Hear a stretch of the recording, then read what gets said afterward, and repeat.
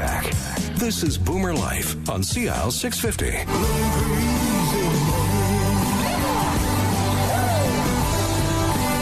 Welcome to Boomer Life on CL 650. I'm Joanne Sutton. Today we're speaking with JimeDoyle, Senior Financial Consultant with Investors Group Financial Services.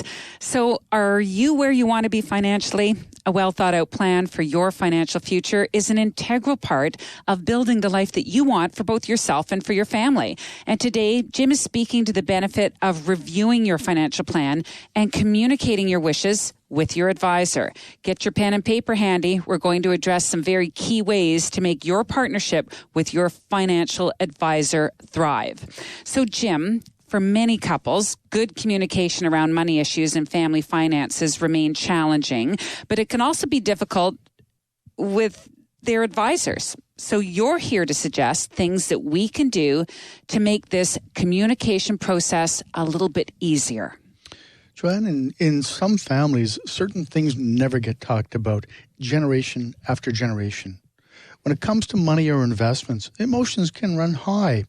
Embarrassment can creep in as we get a little bit older and more successful, and we're still unknowledgeable in certain areas of our lives. Well, I agree wholeheartedly. It's hard to admit it's both uncomfortable and embarrassing when you feel that you don't understand things or that you don't feel in control of managing elements of your day-to-day lives, like finances or money. Well, there's a false notion that success in one area of life translates to success in all areas of life. And this can create barriers when communicating your needs, wants, expectations, and wishes.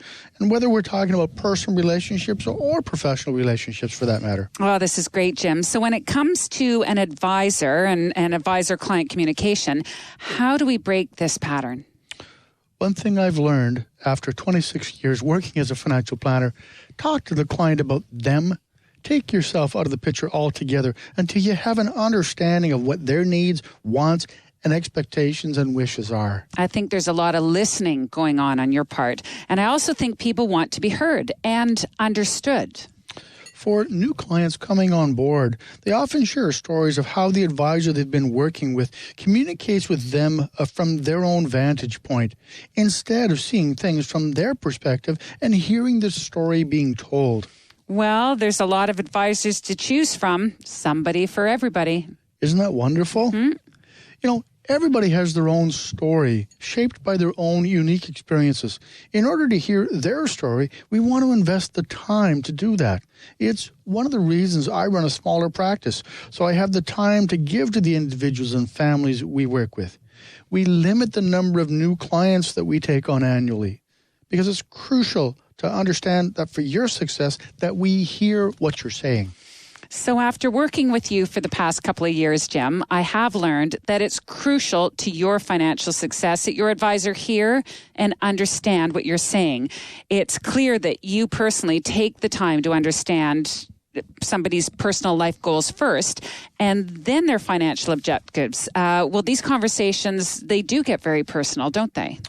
When relationships are new, people may not be comfortable sharing their full story. It takes time to build trust and a comfortable rapport that supports confidences and sharing money secrets.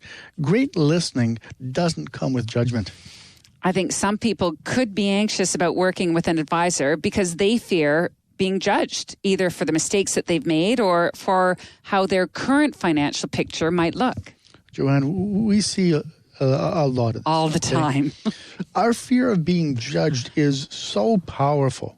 And it's unfortunate because this fear can create a stumbling block towards success. We really want to help people move beyond their anxiety. And it's one of these emotional roadblocks that we can help our clients overcome. And we try and do it each and every day. Well, what I'm coming to understand is that it's completely essential for your advisor to listen attentively and to seek clarity.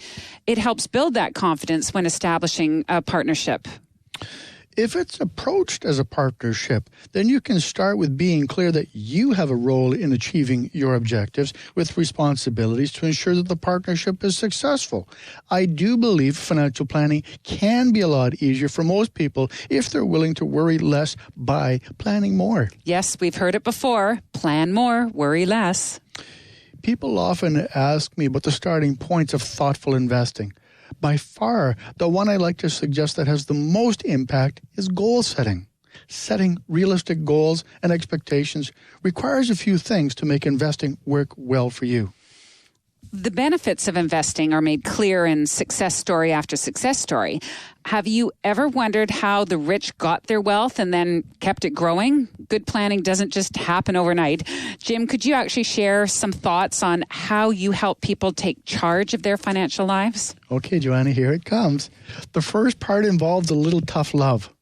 Taking control of your personal finances will take work, and yes, there will be a learning curve to understand the building blocks of the investing world and the markets. There's not a quick pill you can take to make it all happen overnight. Well, we do hear about this all the time, and the world of finance can be extremely intimidating. I firmly believe that the stock market and the greater financial world won't seem so complicated once you learn some of the lingo and major concepts. And a big part of that is understanding risk and reward. Yep. 2 scoops of reward and just a little pinch of risk. Managing expectations and managing investing emotions, it is quite a task. And I think most of us understand that you must take on some element of risk in order to reap the benefits of investing. So what's a realistic course of action here? You can take the first step towards creating your investing plan by asking yourself a simple question. What do you want to accomplish? Actually, this step is your single most important move towards ensuring that your investment plan has a solid foundation. Don't shirk this exercise. So, Jim, what I'm hearing is that these goals are the reason you're launching a personal investment plan. What happens if you lose sight of your goals or you get distracted, and what can you do to prevent that from happening? If your goals are not clear, it can be easy to deviate from your purpose. To substantially increase the likelihood of your goals being achieved, write them down and review them regularly. Isn't this what you help clients do as their financial planner when you help them construct a written financial plan? It's a big part of what I do.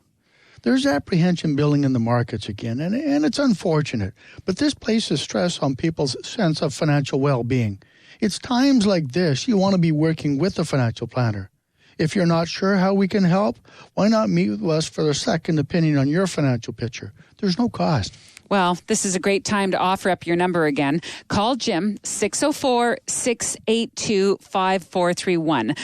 When markets are unsettled, it can be really hard and difficult to keep your planning perspectives in check, and even harder still to stick with a good plan. If nothing else, a second opinion might help evaluate if any change is warranted. So Jim's number again for that second opinion, 604-682-5431. When evaluating what you can expect from investments like stocks, bonds, and mutual funds, you can benefit from a broad historical perspective. But as every fund company reminds us, past performance is no guarantee of future performance. You mentioned bonds and bond funds. I believe a lot of investors may have added these to their portfolios over the past year in an effort to limit risk. So with rates so low, do bonds still hold the same position that they used to in overall portfolio construction? Don't get me wrong, I still like bonds in investment portfolios, but it's essential that you pay attention to what you're holding and have a strong understanding what role they play in your overall investment portfolio.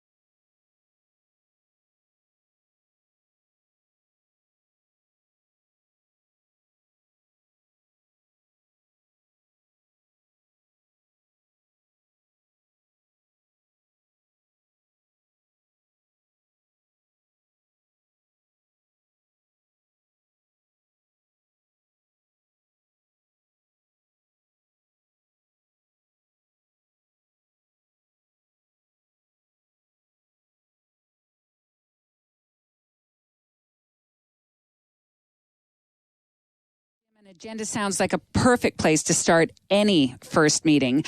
And also the issue of trust. That's got to be an important quality to establish right off the top.